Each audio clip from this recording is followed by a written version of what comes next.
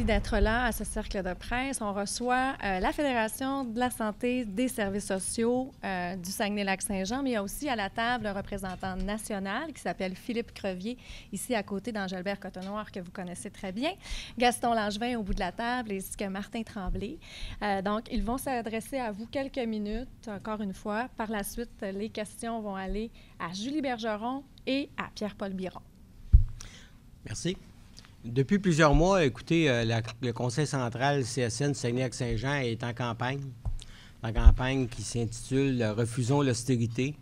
Disons qu'on a été très, très visible par rapport à ça. Je vous rappelle que c'est une campagne qui se veut citoyenne. C'est une campagne citoyenne qu'on fait. C'est pas une campagne de relations de travail ou quoi que ce soit. Une campagne citoyenne, pourquoi? Parce que nous sommes toutes et tous affectés par les mesures de compression qui sont rattachées à l'exercice de l'austérité par le gouvernement du Québec. On a vu ce qui est arrivé avec les outils de développement régional, les regroupements jeunesse, même à tous les niveaux d'éducation, les effets des compressions sont de plus en plus sentir. La politique familiale aussi, là, relativement là, aux services de garde, la condition féminine, les groupes communautaires, la classe moyenne, les démunis de la société, etc. Bref, on y passe tout. Aujourd'hui, on est ici pour parler de santé, services sociaux, les impacts sur la région. Donc, écoutez, dans santé, services sociaux, à force de couper, on détruit. Et ce que mes collègues vont vous démontrer aujourd'hui, que cette affirmation-là est vraie. Donc, écoutez, sans plus attendre, passe au suivant. Exactement. Bonjour, merci beaucoup. Alors, écoutez, l'austérité en santé, c'est essentiellement des compressions qu'on vit dans le réseau depuis de nombreuses années. Et ce qui s'en vient vraiment est inquiétant. D'abord, il faut se rappeler que le réseau public, son rôle, c'est de dispenser des services de santé, des services sociaux à une population donnée dans la région, évidemment, à la population du Saguenay-Lac-Saint-Jean. Et de plus en plus sur le terrain, ce qu'on constate, c'est qu'on a de la difficulté à donner les services qui sont requis, qui sont nécessaires. Et ce qu'il faut voir, c'est que quand on ne donne pas un service qui est nécessaire en santé ou en services sociaux, bien, ça génère un coût qui n'est pas présent, mais qui est dans le futur, hein? Alors, il y a un coût à ne pas dispenser les services qui sont requis. Pour illustrer un peu ce que ça donne, j'ai pris l'exemple des personnes âgées en perte d'autonomie. On sait que la population est vieillissante puis qu'on fait face à un défi d'adapter notre service, notre système à la prise en charge des maladies chroniques qui prennent de plus en plus de place. Alors, pour vous donner une idée, voici quelques données spécifiques à la région.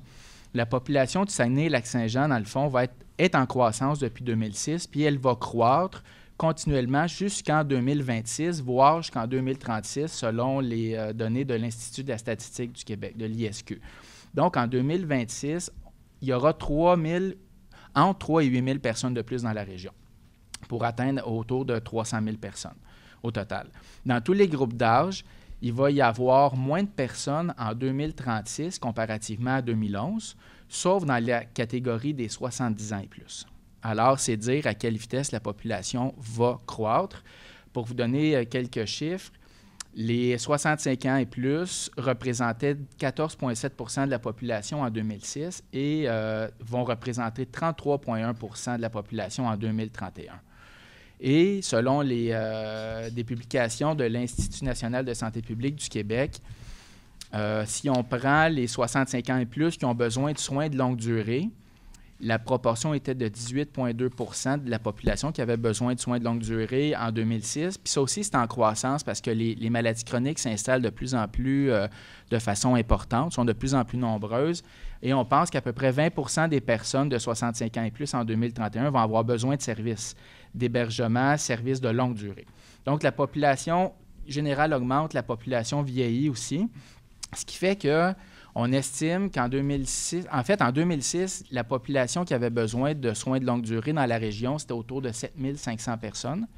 En 2031, ça va être 16 500 personnes. Donc, on voit que ça va plus que doubler les personnes. Puis là, j'ai pris seulement l'exemple des personnes âgées en perte d'autonomie parce que c'est vraiment un des plus grands défis auxquels le réseau a à faire face. En même temps, je vous disais que je vous parlais tantôt de la démographie. Il faut bien voir aussi que les proches aidants vont être en moins grand nombre, puisque la population vieillit, puis dans tous les autres groupes d'âge, il y aura moins de population. Si on regarde le dernier budget, en santé, l'augmentation des dépenses a été limitée à 1,4 % au Québec, hein? Ce qui donne une marge de manœuvre, une hausse dans le fond des dépenses de 461 millions, alors qu'il faut voir que la moitié de cette hausse-là de 1,4 % est déjà promise en augmentation aux médecins, à la rémunération des médecins. Ce qui, pour vous donner un ordre de grandeur, l'augmentation a été de 4,2 % au final l'année dernière. 4,2 %, ça a nécessité des compressions budgétaires importantes là, dont on a fait état dans les médias. On parle de 1,4 dont la moitié est déjà prévue pour les médecins. Une autre donnée intéressante, c'est que la moyenne a été de 5,6 % entre 2003 et 2013. La moyenne de la croissance, là, ça a été 5,6 % entre 2003 et 2013. Dans cette période-là, il y a eu des compressions quand même et on est parvenu et on a eu à assumer une augmentation des dépenses de 5,6 %. Alors, c'est dire à quel point d'atteindre le 1,4 % cette année va faire mal. Sur le budget régional qui est autour de 700 millions, ça veut dire 23 millions de dollars à couper cette année, alors qu'il y a eu des compressions de 35 millions au cours des 4 dernières années au total. Donc, c'est encore là dire à quel point ça va être difficile. Et ce qui est important de voir, c'est qu'en 2003 et 2013, donc on a un échantillon quand même de 10 ans, le vieillissement de la population, ça a compté pour 1,3 % en point de pourcentage de croissance des coûts. Puis la croissance de la population, le simple fait que la population croît, ça a généré une hausse des coûts de 0,8 %. Donc, en partant, pour garder les services tels quels, donc en faisant fi de la complexification des problèmes de santé, on aurait besoin de 2,1 % juste pour répondre à des impératifs populationnels, des choses qu'on ne contrôle pas. La population vieillit, la population augmente, c'est normal qu'il y ait plus de dépenses. On n'arrive pas à couvrir ce pourcentage-là avec le 1,4 %. Ça, c'est sans compter la hausse du prix des services publics qui est attribuable, ne serait-ce qu'à l'inflation, au coût des médicaments, des technologies qui suivent, qui dépassent de beaucoup l'inflation, mais tout ça représente un 2,2 %. Donc, pour terminer, sur l'exemple des personnes âgées en perte d'autonomie, l'adaptation du système aux maladies chroniques, c'est vraiment le défi auquel on fait face. Il avait été estimé qu'on avait besoin d'investir 500 millions au Québec pour rejoindre la moyenne de l'OCDE, les pays de l'OCDE investissent en moyenne 2 % de leur PIB en soins de longue durée. Le Québec et le Canada ont fait vraiment figure de pays pauvres, puisque nous, on dépense en soins de longue durée 1,2 % du PIB. On n'est même pas à la moyenne des pays de l'OCDE. Et ce qu'il faut voir aussi, c'est que les pays qui s'en sortent le mieux en termes de contrôle des coûts de leur système, c'est ceux qui investissent le plus en soins de longue durée. Puis ça, c'est pour la raison dont je vous parlais tantôt, qu'on n'investit pas dans les soins de longue durée, puis notamment dans les soutiens à domicile, dans les services à domicile. On se retrouve avec un système qui est extrêmement coûteux, hospitalo-centrique, où les gens passent par l'urgence pour avoir des services, puis où des situations qu'on aurait pu prévenir se détériorent. Alors, on est inquiet de ce qui s'en vient. Puis, déjà, il y a des manifestations de ces compressions-là dans la région, dont Martin, mon collègue, va pouvoir vous entretenir. Merci.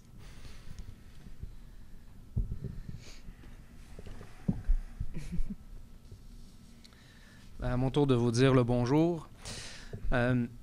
Ces compressions-là, vous le savez, on les dénonce depuis déjà plusieurs années et pour essayer de mettre du concret dans le débat puis d'être capable de valider les effets concrets que ça a sur le plancher pour nos usagers, on a, au cours de l'année passée, pris la décision de réunir puis d'enquêter sur c'est quoi les impacts des compressions budgétaires dans la région. Le document que vous avez devant vous, c'est un document PowerPoint qui a été présenté lors de 2 assemblées qu'on a faites, des assemblées où il y avait, c'était des assemblées publiques, mais principalement nos gens ont participé. Mais plus de 1000 personnes ont participé à ces assemblées-là au mois de novembre dernier. Et on a fait la présentation de cette présentation-là PowerPoint où on relate ce qu'on a recueilli de la part de nos membres qui sont sur le plancher puis qui donnent des services aux usagers. Parce que cette dénonciation-là, ce n'est pas une dénonciation pour améliorer les conditions de travail du monde. C'est une dénonciation sur la qualité des services qu'on a, sur l'impact de ces compressions budgétaires-là, d'essayer de mettre du concret dans le débat. Parce que ce qu'on se rend compte, c'est que si ce n'est pas les travailleurs qui dénoncent les effets concrets des compressions budgétaires, c'est qu'il n'y a personne qui le fait. Puis ça, comme vous allez le voir, ça touche les plus démunis, souvent les gens qui ont de la difficulté à pouvoir se mobiliser ou à s'exprimer, bien souvent, ça passe sous le radar parce qu'il n'y a personne qui en parle. Donc, dans les premières pages, je vais passer rapidement, là, 35 millions depuis 2014-2015. Philippe, vous le mentionnez, c'est 23 millions qu'on sait qu'on doit aller chercher pour l'exercice financier là, qui se termine au 31 mars 2016. Donc, on est dedans, là. Il faut trouver 23 millions pour arriver à atteindre les cibles budgétaires fixées par le ministère. Au niveau provincial, là, au moment où on a écrit ces lignes-là, on était à peu près 1,8. On le sait que c'est des alentours d'1,2 qu'il faut trouver là, au niveau provincial dans l'exercice financier, 1,2 milliard qu'il faut trouver dans l'exercice financier actuel. Ça fait quelques années qu'on dénonce les effets des compressions. On s'est promené à plein de forums, plein de CA. On est allé plusieurs fois à l'agence à l'époque pour dénoncer. Puis la réponse qu'on a toujours, c'est que ce n'est pas des compressions, c'est de l'optimisation. C'est que ça n'a pas d'impact sur la qualité des services, puis qu'il faut faire autrement avec moins. C'est ça le message qu'on recevait des dirigeants. Puis ce qu'on nous dit derrière les portes closes, quand on parle à nos vis-à-vis patronaux, c'est on n'a pas le choix de les appliquer, ces compressions-là. Puis nous, contrairement à vous, les syndicats, on est sur des sièges éjectables. On ne peut pas se permettre de dénoncer ces compressions-là, surtout avec l'arrivée du CIUS où il faut qu'on se replace. Pardon. Donc, on a rencontré plus d'une centaine de personnes, plusieurs dizaines de personnes dans des petits groupes qui proviennent de chacun des C3S de la région, qui proviennent des 2 établissements régionaux, de l'agence, des personnes de tous les titres d'emploi, que ce soit des préposés aux bénéficiaires, des gens d'entretien ménager, des professionnels en centre jeunesse, en CRDI. On a rencontré plein de monde et c'est ces exemples-là qui sont sortis. Donc, quelques vrais exemples, des exemples le vrai visage des compressions budgétaires. Qu'est-ce qu'on retrouve là-dedans? On voit, je n'ai pas paginé, là, mais bon, bref, quelques exemples. Dans les services alimentaires, on a réorganisé presque tous les services techniques. Là. On a pris les services alimentaires, mais les services de buanderie, les services d'entretien ménager, ils ont tous été réorganisés. Dans les services alimentaires, ce qu'on constate, nos cuisiniers, quand ils nous racontent, c'est des diminutions importantes de la quantité et de la qualité de la nourriture. On voit de la nourriture qui est rethermalisée, de la nourriture qui est préparée à l'avance, rethermalisée puis réchauffée.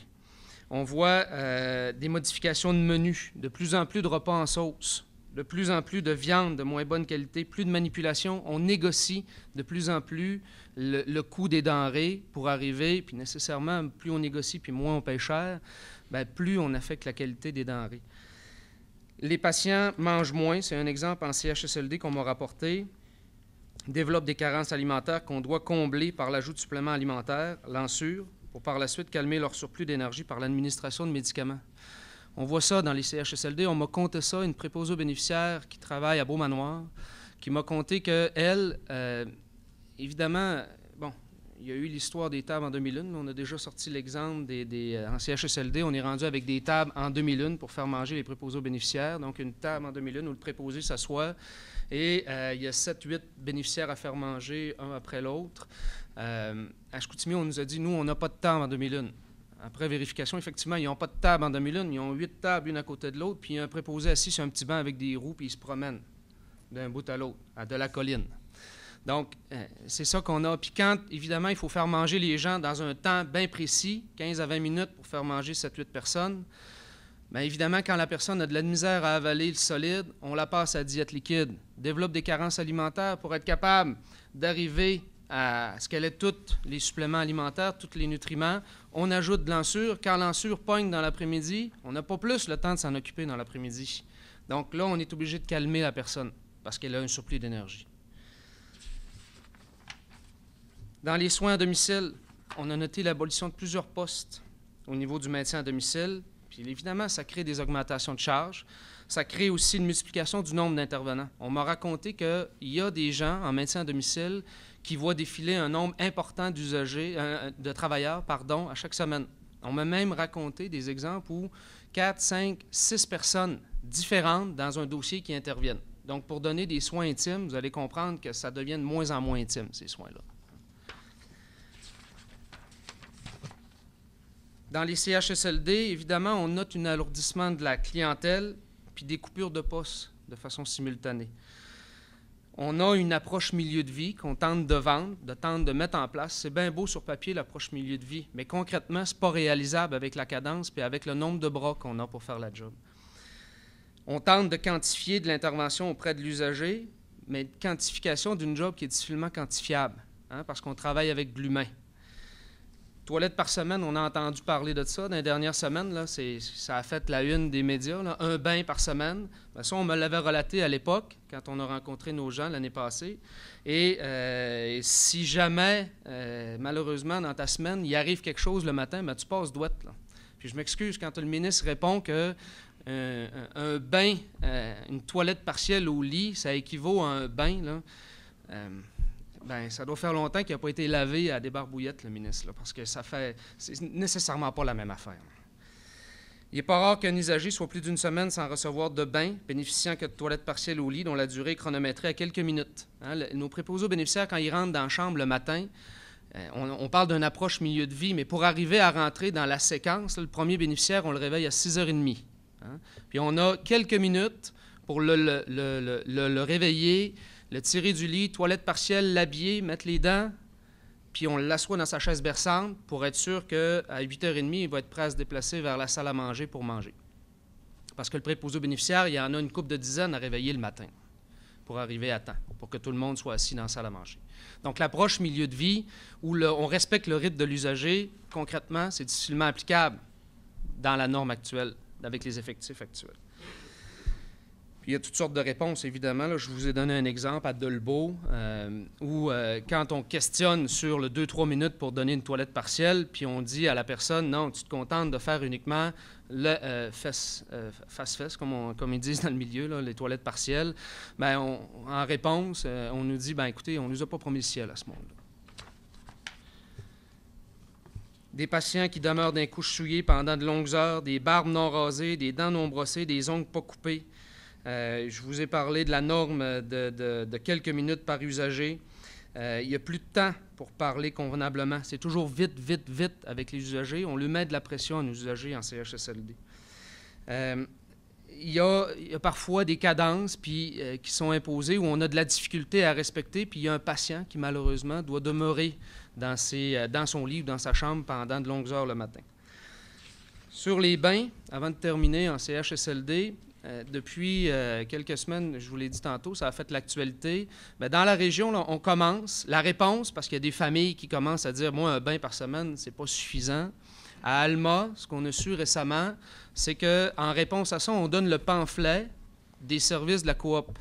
Donc, c'est maintenant une coop. Il y a eu une visite d'une intervenante d'une coop de soutien à domicile qui est venue visiter les lieux pour pouvoir donner des bains à l'intérieur du CHSLD aux familles qui en voudraient plus. Okay? Donc, c'est maintenant une certaine forme de privatisation de nos services, hein, c'est ce qu'on dit, là, une privatisation des services qui va se faire à l'intérieur même du CHSLD. Donc ça n'a pas encore été fait, mais on le sait qu'il y a eu une visite de quelqu'un d'une coop à Alma hier, Isidore Gauthier, et c'est ça la réponse qu'on donne aux familles qui ont des personnes dans nos CHSLD. Il y a des impacts aussi chez les centres jeunesse puis les CRDI, plusieurs transferts de services spécialisés. Vous savez, les centres jeunesse puis les CRDI, c'est des services super spécialisés. C'est l'équivalent dans nos hôpitaux des soins intensifs puis de l'urgence, avec cette clientèle-là qui a des gros problèmes. Okay? Donc, en CRDI et en centre jeunesse, plusieurs fermetures de résidences. Dans les CRDI, là, on a des dizaines de résidences qui ont été fermées dans les dernières années. Puis là, on a encore des cibles à atteindre. Là, c'est 1,6 million au CRDI qui s'en vient pour la prochaine année, qu'il faut trouver. Là. Okay? Donc, fermeture de RAC. Puis ça fait en sorte que, de résidence assistance continue, ça fait en sorte que des usagers en CRDI, on n'est pas capable de les traiter à l'intérieur même de nos services, à l'intérieur de nos unités, puis ils se retrouvent en ressources intermédiaires puis en ressources de type familial avec du personnel qui ne sont pas nécessairement formés, des gens qui sont pleins de bonnes intentions, des gens qui ont leur place dans le continuum de services des centres de réadaptation puis des centres jeunesse, mais pas la place qu'on leur donne actuellement, avec une clientèle qui est de plus en plus lourde parce qu'on se désengage face à cette clientèle-là. Le manque de financement fait en sorte qu'il y a un glissement d'usagers vers ces ressources-là qui ne sont pas des services spécialisés. Rapidement. Oui. C'est pas que c'est pas intéressant, c'est juste que ça fait un bon 20 minutes. Ouais. Donc, je vais vous donner juste quelques exemples dans les centres jeunesse. Dans les centres jeunesse, quand on reçoit un signalement, il y a des codes de priorité qui sont assignés. 1, 2, 3. Code de priorité 1, il faut intervenir rapidement. 2, c'est dans le 24 heures. Puis 3, c'est au-delà de 48 heures. Mais dans les centres jeunesse, on m'a raconté l'histoire d'une jeune fille de 7 ans qui a des marques physiques, qui dénonce une agression physique de la part de sa famille quand elle est à l'école.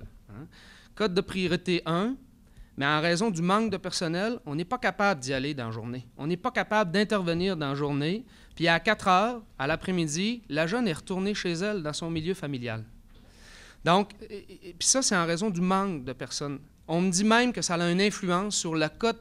La cote n'est pas basée uniquement sur le besoin, elle est codée sur notre capacité à répondre en vertu du personnel disponible. On a des intervenants qui se font assigner des dossiers dans les ordinateurs. Oui, on a tagué, on a accroché le dossier à un individu, à un travailleur, mais il n'est pas en mesure de faire des interventions. Puis pour ménager le délai, il va faire un premier appel pour venir dire « c'est correct, je prends un premier contact avec la famille », mais des fois, la famille, par la suite, elle est plusieurs semaines, voire plusieurs mois sans avoir de nouvelles. Ah, ça paraît beau d'un rapport. On a un contact qui a été établi avec la famille, il y a une intervention de fait. Mais l'intervention n'est pas de bonne qualité. Nos gens ne sont pas en mesure de maintenir la cadence puis de faire le travail qu'on leur demande. CRDI, c'est la même chose.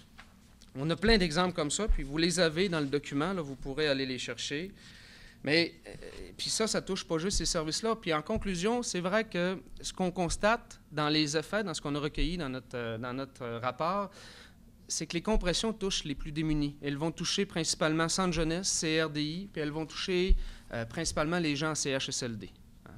Fait que c'est ce qu'on a. Puis je vous ai mis quelques données. À la fin, vous avez des chiffres qui sont tirés, les 4 dernières pages, des chiffres qui sont tirés des rapports RR 446. C'est des rapports qui sont produits par les établissements, qui ont été envoyés à l'agence, qu'on a obtenus avec la loi d'accès à l'information. Et on a tiré des données précises sur des cibles que les établissements devaient atteindre. Puis si vous prenez juste Chicoutimi, bien, on le voit, là, il prévoit 1625 visites de moins à l'urgence. Donc déjà, au départ, on dit que pour la prochaine année, là, il faut qu'il y ait 1625 visites de moins à l'hôpital pour atteindre l'objectif. Donc ça, alors, ce sont tous de nouveaux chiffres qui n'ont jamais sorti dans les médias. Bien, ça, il y en a quelques-uns qui ont sorti, mais à Robertval, CRDI, Centre Jeunesse, ça, c'est pas sorti. Ça. Okay.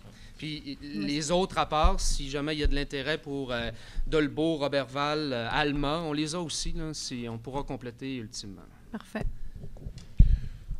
OK. Bon, pour terminer, suite aux présentations de nos 2 conseillers syndicaux au dossier de la Fédération dans la région de Saguenay-Lac-Saint-Jean, vous comprendrez notre grande inquiétude au moment où on se parle. C'est pour ça que depuis plusieurs mois, on se fait voir, on est mobilisé dans la région parce que pour nous, on voit que la qualité des services dans la région est remise en question au moment où on se parle pour répondre aux besoins de nos populations. C'est pour ça qu'on est mobilisé au moment où on se parle. Et aussi, on a une inquiétude depuis l'adoption du projet de l'Oasis. Je vous dirais que le focus au niveau de la santé et services sociaux est surtout dirigé sur la réorganisation de la structure. Actuellement, dans nos établissements, là, on entend parler seulement de la structure. Mais durant ce temps-là, on ne s'occupe pas des vrais problèmes, ce qui vous a été soumis ce matin. Ça, on n'entend pas parler. Fait que de ce côté-là, je vous dirais qu'on a une très grande inquiétude dans la région. Et je pense qu'on n'a pas fini là, de parler de structure. Ça va faire juste commencer. Ça, on l'avait dit là, quand le projet de l'Oasis a été déposé. Si ce projet de loi-là est adopté, on va parler de structure pour les 2 et les 3 prochaines années. C'est ce qui est en train de se passer actuellement dans nos établissements. Fait que pour nous, je vous dirais, comme responsable politique de la Fédération dans la région, je vous dirais que j'ai, au moment où on se parle, une grande inquiétude là, pour l'accessibilité et la qualité des services dans notre région. Pour moi, ça fait le tour. Parfait, merci beaucoup. Donc, on va y aller avec Julie Bergeron d'Astral Média, ensuite Pierre-Paul Biron de TVA et Bertrand Tremblay. Des coupures depuis déjà plusieurs années, mais là, on dirait qu'on vous entend davantage. Est-ce que c'est parce que c'est la goutte qui a fait déborder le vase ou on n'est plus capable? Là-dessus, je vous dirais que quand on a vu arriver dans le réseau les premières compressions budgétaires, bon, oui, les syndicats, bon, on a été abordés par nos employeurs dans la région, mais on a dit, bon, on va collaborer, oui, il y a peut-être place à réorganisation, faire des économies. On comprenait tout le contexte budgétaire de la province de Québec. Mais là, je vous dirais qu'on est rendu à une étape où l'ensemble je vous dirais, des services ou des sphères d'activité ont été revus là, dans le réseau de la santé et services sociaux dans la région. Là, on est rendu directement dans le creux de l'entonnoir. Là, c'est la qualité et la quantité des services qui est remis en question. C'est pour ça qu'on dénonce actuellement ce qui se passe là, dans le réseau de la santé et services sociaux. Puis il faut aussi voir que cette année, la dépense, la limite de la croissance des dépenses à 1,4 %, c'est immense. Il faut voir que déjà l'année passée, là, je vous disais, c'était à peu près 5,6 % la hausse des coûts en santé, c'était tombé à 3 %. Puis déjà, on a vu les exemples que Martin vous a présentés, c'est des impacts sur la limite de 3 % de l'année passée. Cette année, à 1,4 %, dont la moitié, ça s'en va en salaire aux médecins, c'est du jamais vu. Donc, les choix budgétaires que les établissements vont devoir faire pour répondre à cette hausse anémique, on va les voir dans les budgets qui sont en cours de préparation puis qui vont être déposés à la fin de l'été au ministère de la Santé. À ce moment-là, déjà que l'année passée, on a vu des impacts directs dans les services. En fait, on en voit depuis plusieurs années. Cette année, c'est absolument inévitable que les impacts dans les services directs à la population vont être très importants. Donc, il y a ça aussi qui joue. Il y avait de l'optimisation à faire, ça a été fait. Maintenant, on n'est plus à l'os, là, on est en train de gratter la moelle directement. Là. Pierre-Paul Biron de TVA. J'ai écouté parler de M. Tremblay tout à l'heure, puis vous disiez que lorsque vous parlez avec la partie patronale, vous sentez que même de leur côté, ils se rendent compte que ça n'a pas de sens, mais qu'on veut garder les jobs dans la nouvelle structure, qu'on n'a pas le choix de couper. Est-ce qu'il y a juste le ministre Barrette puis le premier ministre Couillard qui, présentement, ne se rend pas compte, là? Parce que là, même les gens sur le terrain, même la direction qui a de l'expérience en milieu hospitalier, a l'air de se rendre compte, selon ce que vous dites, selon les perceptions que vous avez, que même eux disent que ça n'a pas de sens, là.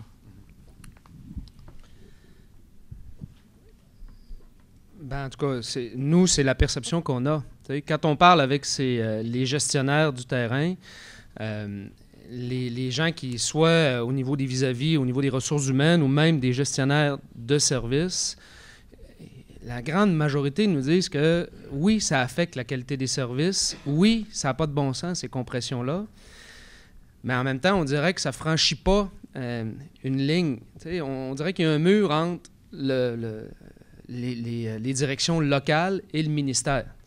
Et on ne se rend pas jusque-là. Puis c'est vraiment la logique comptable. Ce qu'on nous dit, c'est que nous autres, là, les compressions budgétaires, ils nous viennent d'en haut, c'est top-down. Puis c'est une colonne de chiffres. Donc, on doit gérer en fonction de la colonne de chiffres. Puis vous devez atteindre ces cibles budgétaires-là. Peu importe ce qui en coûte. On atteint les cibles budgétaires. Donc, c'est le message qu'on reçoit. Puis on a beau dénoncer, puis on a été plusieurs fois à l'agence, là.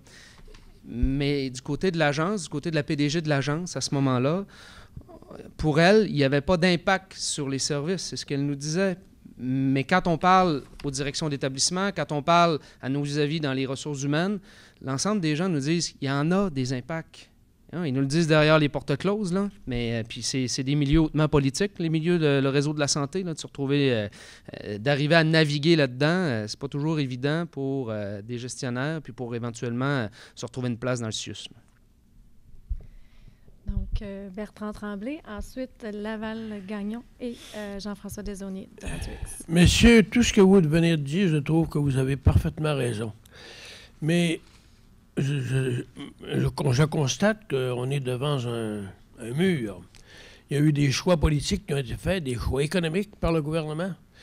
Et j'entendais Yvon Deschamps, par exemple, tout le monde en parle dimanche soir, et qui nous parlait de quelque chose comme 13 à 15 000 emplois hautement rémunérés au CHUM, et on en a 3 hôpitaux à l'heure actuelle qu'on est en train de construire.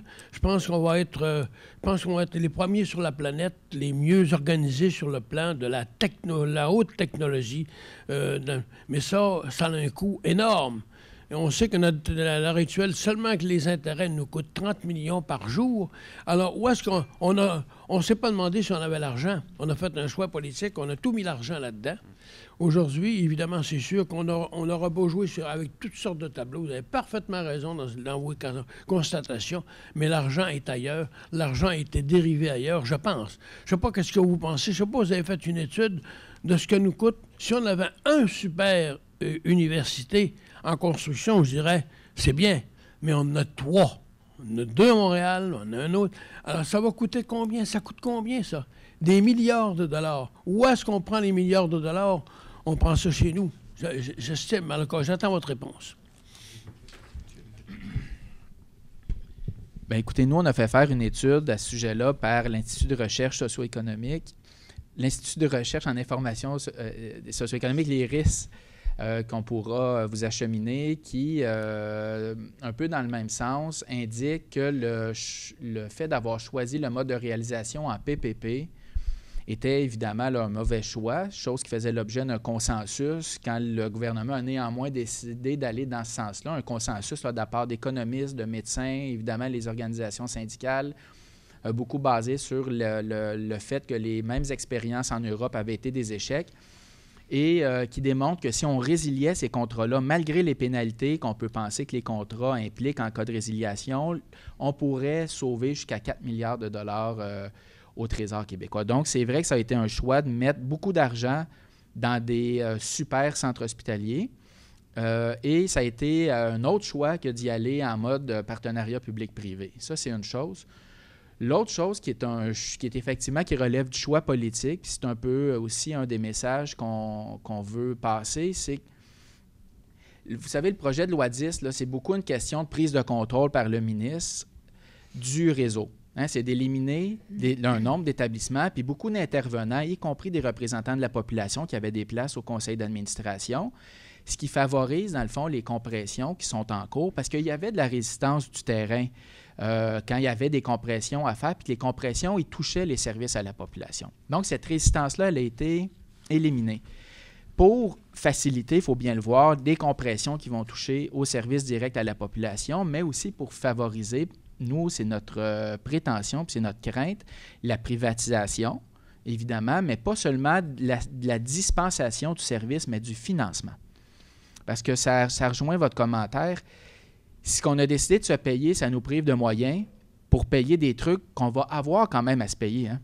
C'est pas parce qu'en ce moment, les finances publiques, à entendre le gouvernement, ne nous permettent pas de dispenser tous les services dont on a besoin, mais il va bien falloir les dispenser, ces services-là. Hein. Si quelqu'un a un besoin de santé, puis qu'on n'y répond pas à court terme, on va avoir à y répondre à moyen ou à long terme. À un moment donné, la personne, pour prendre une histoire simple, elle va se présenter à l'urgence, puis elle va avoir un... Bon. Donc, l'idée, nous, on pense que vraiment l'idée, c'est que le gouvernement veut passer par la privatisation du financement. C'est-à-dire, tranquillement, pas vite, réduire le panier de services assurés. Sortir la dispensation des services des hôpitaux, là où la loi canadienne fait en sorte qu'ils doivent être financés par le public, pour qu'on ait, tranquillement pas vite, très insidieusement, à payer de nos poches pour avoir les services dans des cliniques privées, dans des cliniques médicales spécialisées. Et ce phénomène-là, bien, ça prend 2 choses pour l'enclencher puis créer un marché, dans le fond, de la santé privée. Ça prend, d'une part, des difficultés d'accès dans le réseau public. Hein, c'est une des conditions qui est prévue pour qu'on autorise la mise en place d'une clinique médicale spécialisée privée dans laquelle les médecins pourront être des affiliés de la RAMQ et donc chargés directement. Et ça prend donc des difficultés d'accès, puis ça prend évidemment un marché. En ce moment, le marché de l'assurance privée n'est pas tellement développé. Les compagnies d'assurance ne sont pas encore tellement intéressées à y aller, mais ce qu'on voit, c'est qu'il commence à avoir de la publicité de la Croix-Bleue, de diverses compagnies d'assurance qui commencent à se positionner. Et c'est ce qui nous fait vraiment peur, parce qu'en bout de piste, ça va rester les Québécois qui vont payer. C'est juste qu'on va payer d'une façon qui est plus inefficace que quand on choisit de payer collectivement. On va se retrouver à terme dans un système à l'américaine. Et aux États-Unis, per capita, les coûts de santé sont le double d'ici. Puis, dernière chose à souligner, c'est que déjà, c'est au Québec, à l'intérieur de tout le Canada, dans toutes les juridictions du Canada, où on investit le moins en santé actuellement, par capita. Donc, c'est... Le système nous coûte encore 50 milliards, c'est-à-dire la moitié du budget provincial. Et avec les CHUM et tout ça, là, si on gardait le même système, il mangerait tout le budget de l'État. Alors, où est la solution pratique, là? Là-dessus, si on opte pour la solution qui nous est présentée, l'exemple américain est le meilleur exemple, ça va nous coûter plus cher. Fait qu'on on nous présente une problématique qui est réelle, pour laquelle, d'ailleurs, il y a plusieurs solutions qui ont été identifiées. Ne serait-ce que de peut-être mettre en place un régime d'assurance médicaments entièrement public pour réduire le coût des médicaments, investir dans la première ligne, investir dans le soutien à domicile. Il y a plusieurs exemples documentés là-dessus, mais on nous présente une autre solution qui est de privatiser le réseau, de privatiser son financement en nous disant qu'on n'a pas les moyens, mais c'est un faux raisonnement parce qu'en bout de piste, ce ne sera jamais les Américains qui vont venir payer pour les Québécois. Ce qu'il faut se demander, c'est est-ce qu'on peut ne pas donner tous les services qui sont requis dans des missions essentielles comme la santé et l'éducation. Ça, je pense qu'au Québec, ça fait l'objet d'un consensus à l'effet que non, on ne laissera pas les gens malades dans la rue. On n'est pas rendu là, heureusement. Puis deuxièmement, c'est de quelle façon c'est le plus efficace de financer ces services-là. Puis encore là, on n'a qu'à comparer les systèmes partout dans le monde. C'est quand les systèmes sont publics, accessibles et étendus que c'est le moins cher. Donc, il y a une autre finalité à tout ce train législatif du gouvernement libéral, puis c'est, à notre avis, la privatisation de ce réseau-là, parce qu'on ne veut pas passer par la fiscalité pour financer les services, on veut passer par un financement privé. Donc, Laval-Gagnon, ensuite Jean-François Desaulniers et Marc Saint-Hilaire. Ma question porte un peu sur le même domaine. Quand on est dans le milieu de la santé ou qu'on fait du syndicalisme, on se rend compte assez rapidement du clivage qui existe entre le sectoriel puis le territorial, c'est-à-dire le milieu santé et des affaires sociales et les régions, en incluant la région de Montréal. On constate, même avec la réforme Barrette, que la grande région métropolitaine est traitée de façon différente. Les organisations demeurent, il y a le clivage anglophone, francophone, bien sûr, mais le clivage des grands hôpitaux et toute la périphérie de Montréal. Et là, il y a le gros marché de la santé, là, dans le fond. Mais quand on applique des normes générales, on fait des exceptions dans cette zone-là. Puis quand il s'agit du reste du Québec, je parle des régions en dehors de la grande région métropolitaine et de Québec, on voit que la pression sur les exercices dans les milieux par les coupures est plus forte en général dans les régions que dans la région de Montréal. Je ne sais pas jusqu'à quel point, et le milieu syndical, ça se traduit évidemment souvent par des emplois plus ou moins précaires et tout ça. Je ne sais pas si vous avez une vision assez claire de ça, parce que dans le fond, là aussi, on est en présence du fameux débat, parce que les régions des Laurentides, Montréal, la Montérégie, c'est là que la croissance de la population et les ressources, l'appel de ressources est plus grand.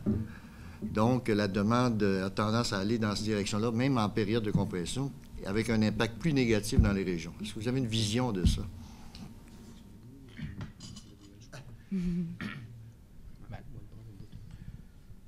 Très rapidement, la planification législative de M. Barrette, c'est très hospitalo-centrique, très médical, au détriment du social, des services sociaux. Et dans ce sens-là, c'est sûr que ça favorise les grandes agglomérations urbaines, les grandes villes, parce que ce qu'on fait essentiellement, puis ça rejoint un peu ce que je disais tantôt, on nous embarque dans une logique de recentrer ce qu'on finance publiquement, puis ce qu'on appellera dorénavant la mission du ministère de la Santé et des Services sociaux sur ce qu'on définit comme étant son core business, qui est de plus en plus, malheureusement, même si le vieillissement de la population appellerait une solution autre, qui consiste de façon un peu réductrice à soigner les gens qui saignent, puis qui viennent d'avoir qui ont besoin d'un épisode de soins aigus dans un centre ultra spécialisé. Donc, plus on concentre nos ressources là-dedans, mais évidemment, ça en laisse moins pour donner des services qui sont moins spécialisés, moins surspécialisés, qui, eux, peuvent être dispensés dans les régions, des services sociaux. Avec comme impact, on est un peu dans un cercle vicieux. Parce que, là, je vais y aller de mémoire, mais je pense que le réseau de la santé compte pour 7 % des emplois dans la population, puis à peu près 300 000 personnes qui travaillent dans le réseau. Alors, si les ressources, on les concentre dans le médical, dans le spécialisé, l'ultra spécialisé, bien, ça a des impacts non seulement sur les services, mais ça a des impacts sur l'économie, sur le développement économique dans les régions. Ça a comme effet d'accroître les inégalités. Et on sait que l'accroissement des inégalités, c'est un des principaux problèmes que les économies ont. C'est-à-dire qu'en bout de piste, ça devient contre-productif sur le plan du développement économique d'avoir à faire face à des inégalités en croissance. Donc, c'est un peu un servicieux, c'est un problème de vision à la base de société, tout simplement, à notre avis. Puis oui, les régions sont les principales victimes de cette vision-là. Jean-François Desaulniers, ensuite Marc Saint-Hilaire et Jean-François Tremblay de TVA. Je vais mentionner que j'ai bien aimé l'exposé en ce qui a trait, par exemple, aux services qui sont offerts. On voit que c'est nettement coupé là, quand on regarde, par exemple, les CRDI, les exemples très concrets au niveau des menus et autres. Mais poser la question maintenant, quant à la fin, est-ce que la fin justifie les moyens? Quels sont les moyens de pression que vous voulez mettre peut-être davantage de l'avant? Puis, tu sais, la semaine dernière, bon, évidemment, il y a eu la fête des travailleurs, bon, il y a eu le pont qui a été pris d'assaut par des syndiqués. Évidemment, bon, il y a eu le parc des Laurentides. Vous voulez aller plus loin dans la compréhension ou que vous voulez amener au gouvernement? De quelle façon vous voulez faire comprendre ce message-là? Parce qu'une fois que c'est dit qu'au niveau des structures puis de la prestation de services, là, c'est pas adéquat, là, évidemment, je pense qu'il y a peut-être des actions supplémentaires que vous allez prendre. Qu'est-ce que vous allez faire? OK. Là-dessus, c'est sûr, depuis que le gouvernement libéral a été élu là, en avril 2014, on a tenté d'instaurer un dialogue là, pour être capable oui, il y avait peut-être encore place à revoir certaines structures, entre autres dans le réseau de la santé et services sociaux, mais on s'est aperçu en cours de route que c'est un dialogue de sourds. Dans le gouvernement, bon, je pense qu'il y avait, disons que... ce qu'on se disait entre nous autres, on est géré par des docteurs puis ils veulent pas nous parler.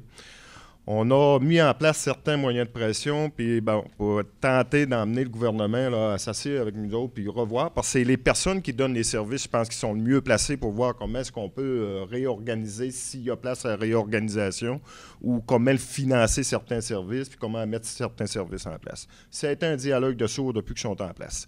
On a intensifié nos moyens de pression, OK, pour emmener le gouvernement, comme je disais, à tenter de réfléchir et de dire, ben là, c'est peut-être le temps que je m'assis avec les travailleurs du réseau pour trouver une solution. Encore là, je vous dirais silence radio de la part du gouvernement. Là, la stratégie qu'on a développée, c'est sensibiliser la population. Parce que dans toutes les actions qu'on fait, toutes les déclarations, conférences de presse, on ne parle jamais de nos conditions de travail. Jamais. Je ne sais pas si vous avez remarqué, on ne parle pas de ça. On parle vraiment des services à la population qui sont en danger au moment où on se parle. Oui, la semaine dernière, hein, lors de la fête des travailleurs et travailleuses, on a intensifié nos moyens de pression. Ça a eu des impacts sur la population, on en convient. Ça a eu certains impacts. Ça a ralenti certains déplacements. Bon, on est conscient de ça. Mais on a réussi quand même à sensibiliser la population. J'étais dans le parc des Laurentides le matin du 1er mai. Je vous dirais sur peut-être 20, là, il y en avait un qui n'était pas content, le reste disait chapeau, on a besoin de nos services de santé et services sociaux. Bien important pour nous autres. Fait que ça, oui, il y a peut-être du monde qui sont mécontents, on ne fera jamais l'unanimité. Mais je vous dirais qu'il faut aller de plus en plus vers sensibiliser la population, parce que c'est eux qui vont être touchés tantôt. Puis entre autres, nos personnes âgées, moi je trouve ça, avec les présentations que Martin vous a faites tout à l'heure, je trouve ça inconcevable la façon qu'on traite nos personnes âgées. On a tous des parents, les enfants aussi, moi je trouve ça, écoutez, on a fait la lutte l'année passée avec le foyer de groupe à Roberval. Pourtant, M. Couillard est en ligne directe avec nous autres. Il est en campagne électorale. Depuis qu'il a été élu, le téléphone est fermé. Il y a des gens qui parlent entre autres de la coalition syndicale, là, évidemment, qui disaient que ça pourrait s'intensifier, que ça va être un automne chaud. Vous pensez que ça va être ça? Effectivement. Effectivement. Moi, je pense que si le gouvernement ne grouille pas, ça va être sûrement un automne chaud. Moi, je pense que oui. Ajouter quelque chose? Rapidement, oui. Il reste, ça passe vite, il reste 12 minutes à peu près. Écoutez, c'est clair que nous, depuis le début, on va de différentes façons. On sait là, que c'est du long terme. Écoute, Philippe Couillard, il sauve de nous autres depuis un an. Au niveau donc, de la mobilisation, il ne faut jamais oublier une chose, c'est que les gens qui sont les plus mobilisés, qui sont là depuis le début, qui parfois se réunissent 500 un samedi matin, c'est quasiment tous des gens de la santé, des services sociaux, des CPE. C'est des gens qui travaillent directement avec la population. Ce sont des gens qui sont dedans à longueur de journée depuis des mois, si ce n'est pas des années, dans les mesures de compression budgétaire. C'est eux autres qui tiennent le système à bout de bras. C'est eux autres que vous voyez manifester le plus, là. Pour ce qui est de l'ensemble de la population, comme je disais, c'est du long terme, dès la mise à jour économique de décembre, on savait que les effets, les gens ne les verraient pas avant le mois d'avril. Ça commence, là. Il y a de l'information. À un moment donné, là, les gens vont se rendre compte, il y a telle augmentation de coûts. Là, on sait que les impacts pour une famille qui gagne 85 000 par année, au niveau de ce qui est annoncé, c'est à peu près 2 300 $ par année, là. On commence à connaître les choses. Les gens vont commencer à les voir, là. C'est clair que ces mesures-là, ça n'a pas de bon sens, puis même c'est un non-sens économique. Les gens vont finir par le comprendre. Il y a des prix Nobel qui le disent. La Banque mondiale, ça a admis s'être trompée. Donc, ça veut dire quoi? Ça veut dire qu'à un moment donné, ça commence par une prise de conscience, puis la prise de conscience va amener à l'action. Bien, c'est pas tout le monde aussi qui va au même niveau, c'est pas tout le monde qui a la même compréhension des choses. Je peux vous le dire, moi qui étais déjà pas mal dedans, là, quand il y a eu une présentation comme ça au mois de novembre, là, plus que ça avançait pendant la présentation, puis plus que j'étais choqué. On voyait trépigner sur ma chaise. Puis quand j'étais à mon tour de parler, là, mais j'ai lâché mes quelques rares cercles publics, là.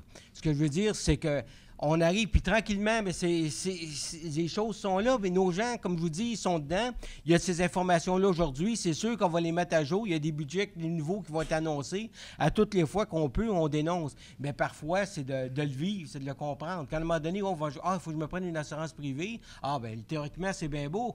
Bien là, il faut peut-être apprendre que tu n'es pas accessible à une assurance privée. Tu fais quoi, etc. Donc, tous ces éléments-là. Bien, ça, c'est du long terme. Bien, nous, on a commencé, puis c'est vrai qu'on va continuer, puis c'est vrai qu'on va voir qu'est-ce qui va se passer à l'automne. Mais je peux vous dire que même au niveau des régions, là, au niveau de notre région, au niveau de la santé, des services sociaux, on se rend compte ce que M. Tremblay disait tantôt au niveau des établissements bâtis à Montréal. On me dit la même chose dans le système d'éducation. Pourquoi bâtir des bâtisses à Montréal, d'agrandir des cégeps alors qu'on a de la place ici, etc.? On voit ça partout. Donc, c'est vraiment complexe. Ça prend du temps, mais à un moment donné, je pense qu'on assiste à un réveil, là. Puis c'est pas une mauvaise chose, là. Donc, Marc Saint-Hilaire du Quotidien, ensuite Jean-François Tremblay de TVA et Vicky Boutin de Radio-Canada. Bonjour, messieurs. Je comprends que votre rôle, c'est de défendre les syndiqués, naturellement. On a évoqué aussi certaines craintes de la part des cadres, mais c'est des craintes silencieuses, comme vous dites, derrière des portes closes. Ils n'ont pas d'organisme pour se défendre, donc c'est vrai que sur la place publique, on ne les entend pas. Demain matin, il n'y a plus de direction dans différents hôpitaux de la région. Puis je parle d'Alma, je parle de Dolbeau-Mistassini, Roberval, Labbé. Est-ce que, de votre côté, comment vous entrevoyez ça? Puis écoutez, je ne veux pas que vous deveniez nécessairement les porte-parole du personnel cadre, là, mais à quelque part, c'est sûr que ça va avoir un impact sur le système en tant que tel, et j'aimerais entendre dans quelle mesure vous le voyez.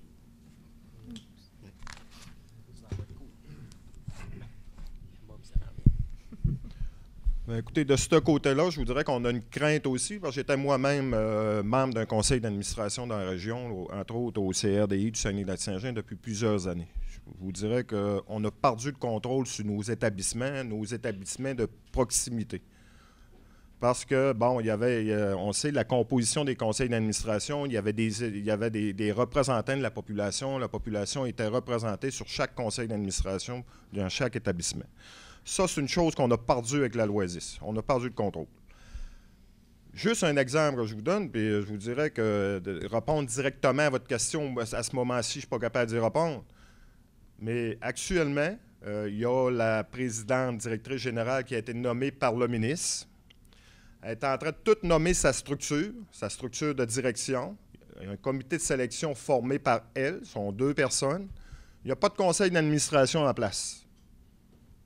Déjà, on peut se poser certaines questions, parce que dans le processus de nomination des directions d'établissement antérieurement, c'était un processus qui avait une rigueur. Tu avais des membres du conseil d'administration qui siégeaient ces comités de sélection, puis il y avait tout qu'un processus. Ce processus-là, avec la loi 10, a pris le bord.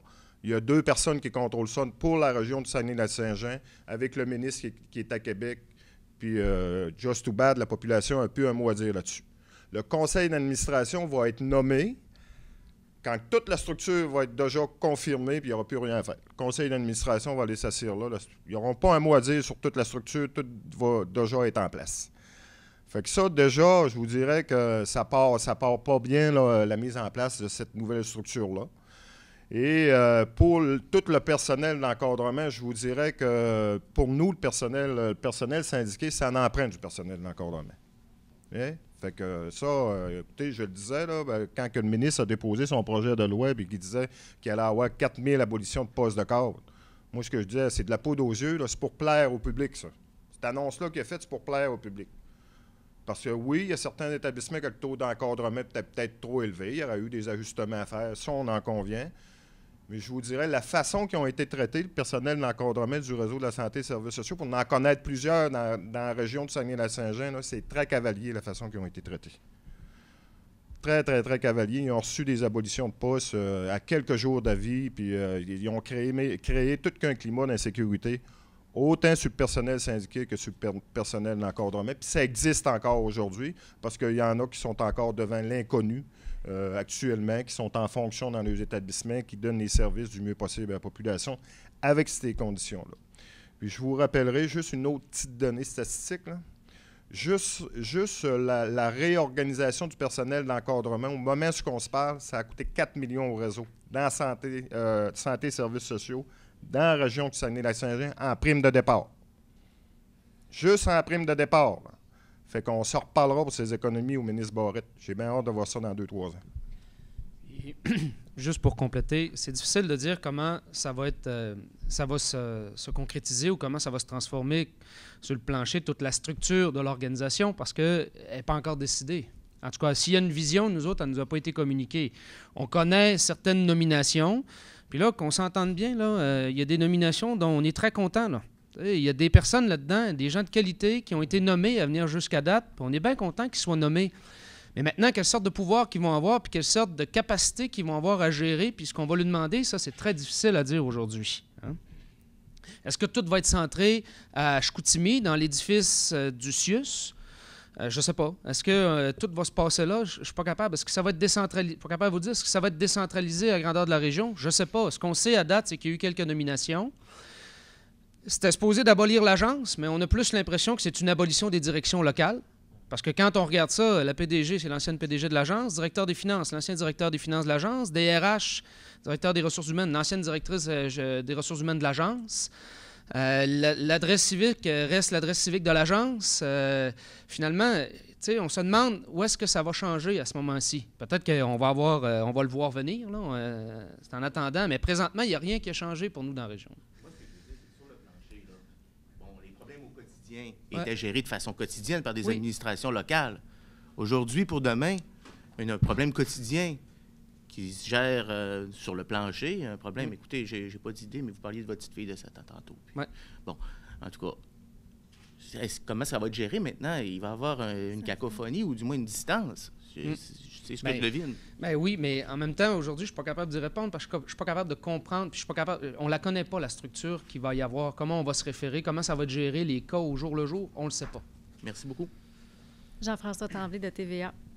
Justement, dans le même sens, ça fait 1 mois maintenant que le CIUS a été créé sur le plancher. Est-ce que vous sentez de l'insécurité, une désorganisation? Est-ce que les directions locales ne savent pas trop quoi faire? Qu'est-ce que vous sentez, là? C'est encore jeune, après 1 seul mois, mais qu'est-ce que vous sentez présentement sur le plancher, là, dans les établissements? Bien, présentement, dans les établissements, entre la fin mars puis aujourd'hui, il y a eu très peu de changements.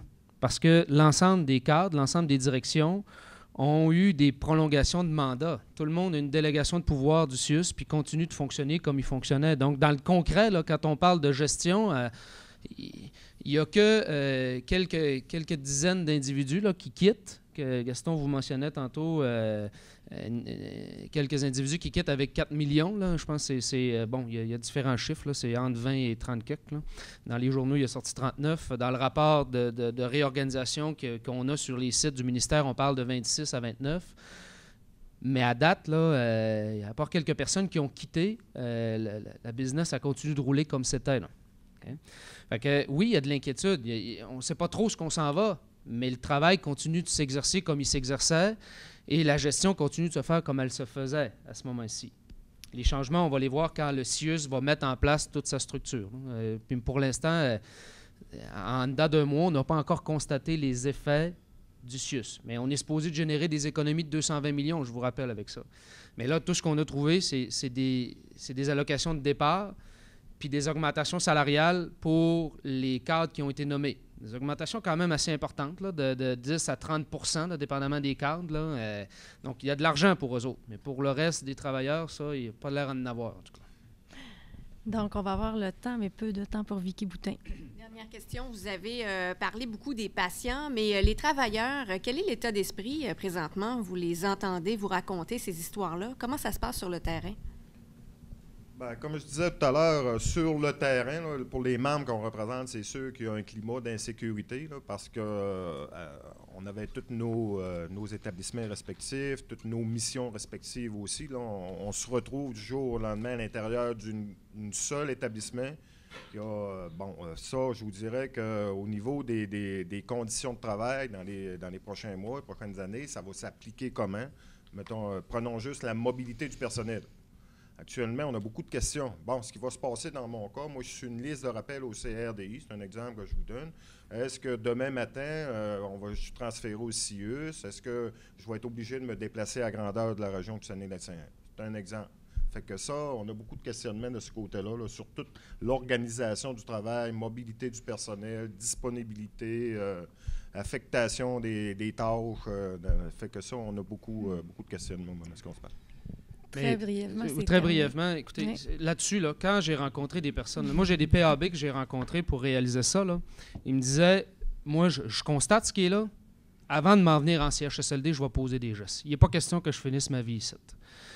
J'ai des gens en centre jeunesse qui sont complètement désabusés, hein, qui doivent prendre soin de notre jeunesse et de nos enfants les plus démunis. Ils ne sont pas capables de le faire.